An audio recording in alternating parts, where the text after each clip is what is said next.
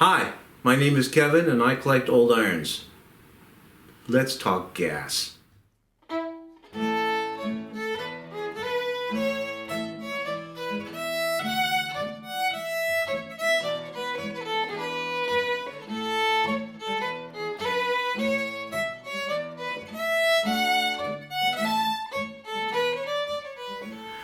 For this video, we are going to cover the natural gas irons that have an internal natural gas heater. And those irons start about the 1880s in the tailor shops. By this time, late 1800s, well-to-do houses, urban areas, commercial areas now have natural gas piping. Natural gas stoves are quite popular in residential areas. And this is a probably early 1890s natural gas Taylor iron. Let's just talk a little bit about how this would be set up. Again, you have your source. You have a hose from that source to here. You would turn this off. You would then turn your knob in your source on, turn this on, let some gas come in here, you'd light it. When you are done, you would turn your source off, burn the gas in the line, turn this off, and you can disconnect. It's important to do that process right because this is an explosive gas and you can blow up your entire house if you don't do it properly. So this is 1890s. In about the year 1900, natural gas irons really took off. And from there until the mid-1920s is something of a natural gas iron golden age.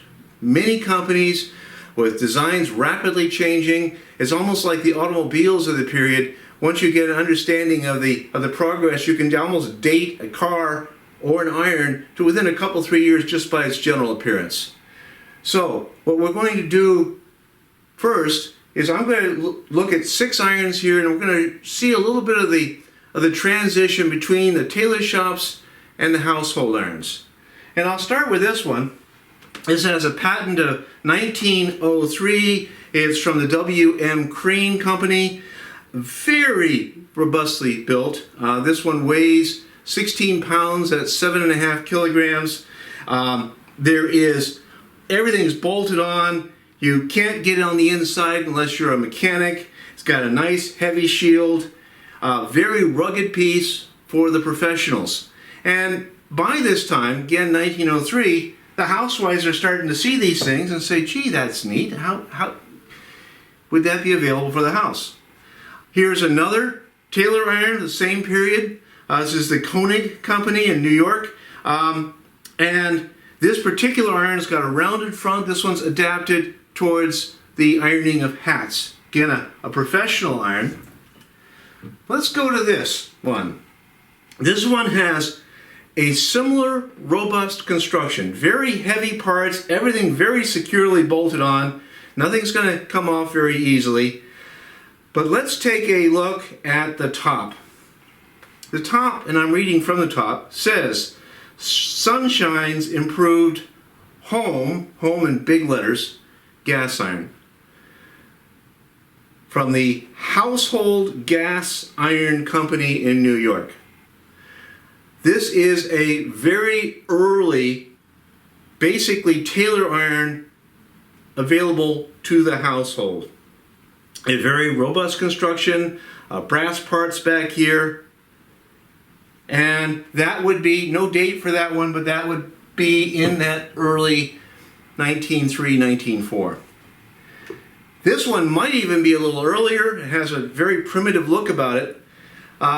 This is one of the transitional irons, one of the early irons made for households. And for the housewives, this is a new technology. And that transition always has elements of the old blending with the new. So what we have here is we have the wood handle and the shield. It looks like it's just been taken almost directly off of a Bless and Drake coal iron. You even have the little chimney here. You also have a wire framework around this thing, and the wire framework exists so that you would touch the framework without touching and burning your hands on the side of this iron. And let's remind ourselves, this is a bit of a novelty now. The previous irons on the stove, the detachable handle irons, they would cool down with use. This one's got a hot source that's keeping this thing hot inside, and you could very quickly get burned by this if you're not used to it. This idea here very quickly falls away as people do get used to this technology. And here's another one of these transitional irons. This is a Central Manufacturing Company, Binghamton, New York, patent pending.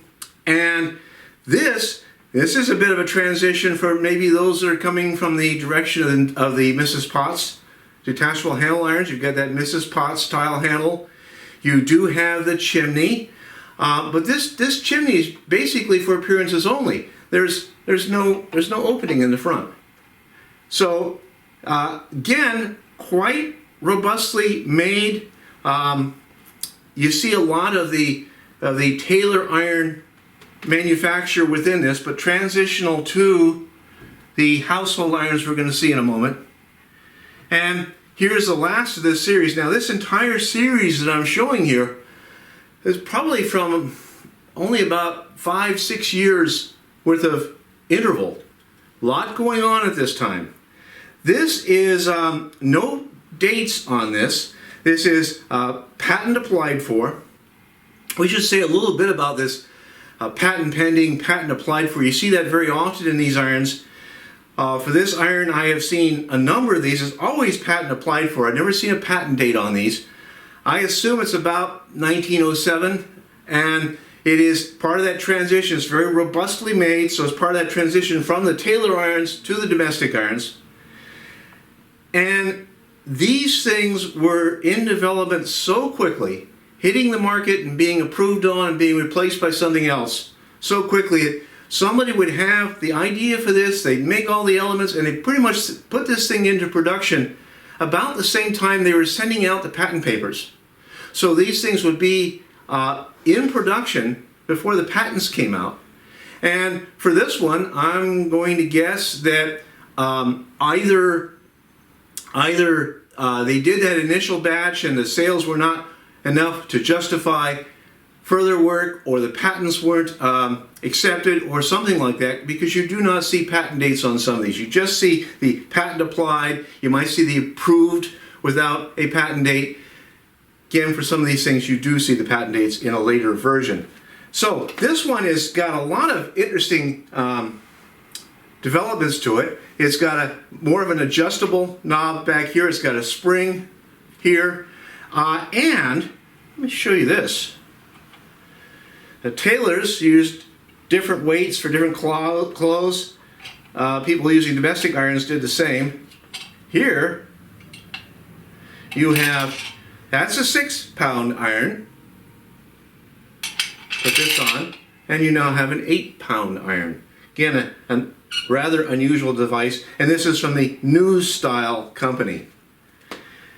So what we're looking at in these few irons here is very early 1900 to 1907, 1908, probably shy of 1910.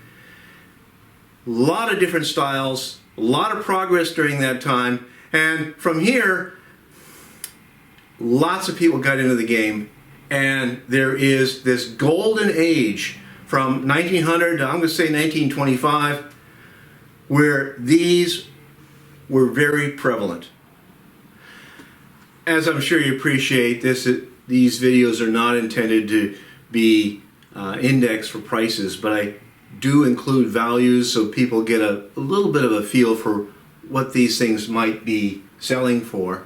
The irons, the transitional irons that I showed, 1900 to 1907, 1908, those irons are probably in the higher than $50, lower than $150 realm. Again, varying from iron to iron and with quality. The irons that we're going to look at now are irons that are very much mass produced in very high quantities for the household. And again, these irons were pretty much the cat's meow once upon a time. These irons very common. You can oftentimes find them in their original boxes with all the instructions and everything else for less than $50. And we'll start with this one. It's got a traditional flat iron shape and more or less that size. These irons for household purposes, by and large, had trivets associated with them. The irons and the trivets got separated with use. You wind up oftentimes buying the irons and trivets separately. These irons, $20, $40, the trivets maybe $10 or so. So again, very inexpensive. This particular one is the Gun Quality, that's G-U-N-N, Gun Quality Gas Iron Company, Philadelphia, PA.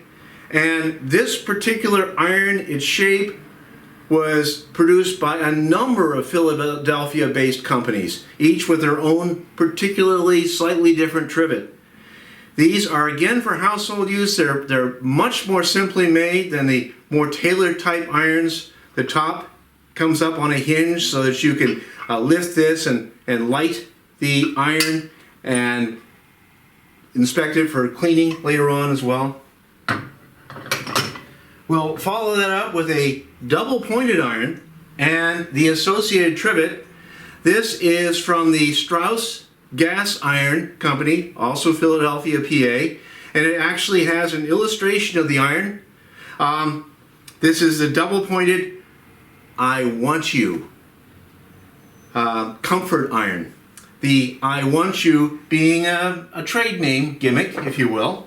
Again, this particular iron, there we are, I can open it up, close it down.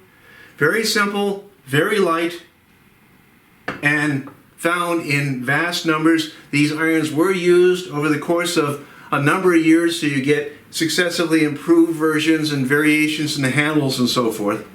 And let's take a look at another one. And again, we'll be looking at the trivets here. This is the Rosenbaum Manufacturing Company. This is the You Need It gas iron, New York, and again it has an illustration of one of the irons from this company. And again, the top comes off and so forth. And again, what you're looking at here is irons. By and large, these do not have dates, but getting into the early mid-teens. This iron getting closer to the late teens. This is the Humphrey gas iron. The trade name was the Imperial. Again, used, and this particular iron was probably marketed over more than a 10-year period. Quite a number of variations here and on the top of the iron as well. So there are 4 irons in this broader range of newer household-based natural gas irons.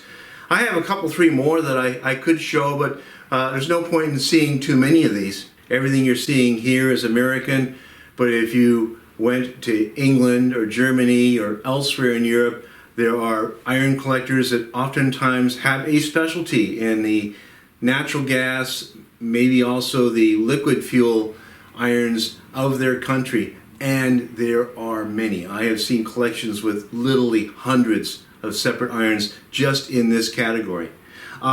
There's only one more iron I want to show here, and I'm going to start with the trivet.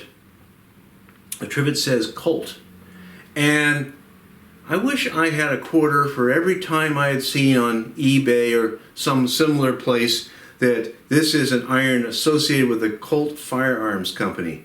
That is not true, so be forewarned on that. Actually, these trivets also originally had a asbestos sheet beneath the trivets, which saved some wear and tear perhaps on your veneered tops of your tables.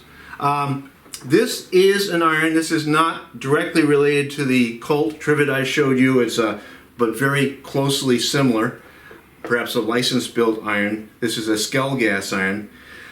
This has the original hose going perhaps back to your tank.